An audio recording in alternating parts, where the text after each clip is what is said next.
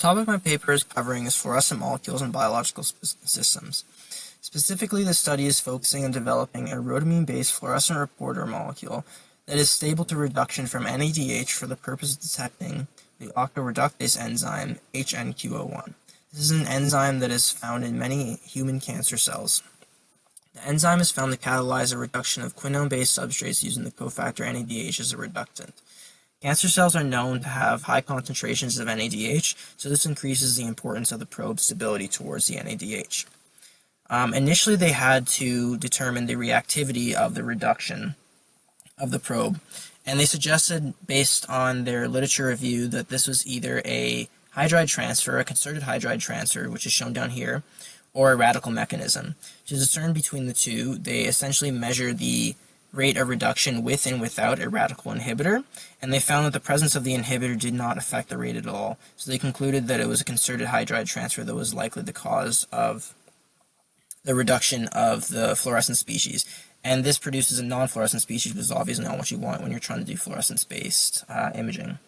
So what they did now was they tried multiple different analogs of rhodamines to test their reactivity towards NADH and also their photophysical properties. And they ended up choosing the MJSNR. So this is a semi-naphtho-rhodamine, which essentially just has an extended conjugated pi system out here and cyclized alkylation on the nitrogen here.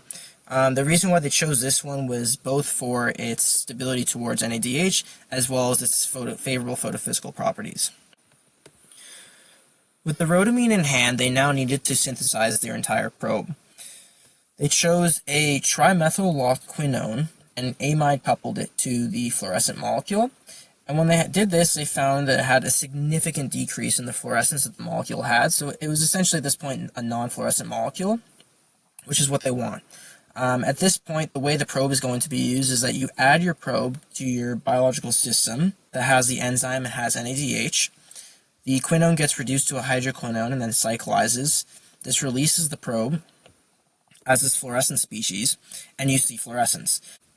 What these graphs down here are showing the selectivity of the activation of the probe. So graph B here is showing 3 different common reductive species in a biological system and showing that the probe isn't activated by any of those.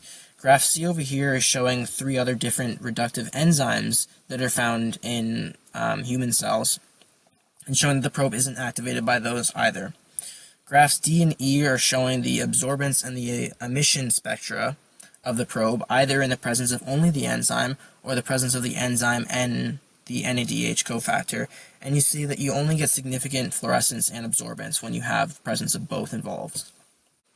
With the probe in hand, they were now able to test the detection of the enzyme in actual cells. The way they did this was they used 2 different types of cells.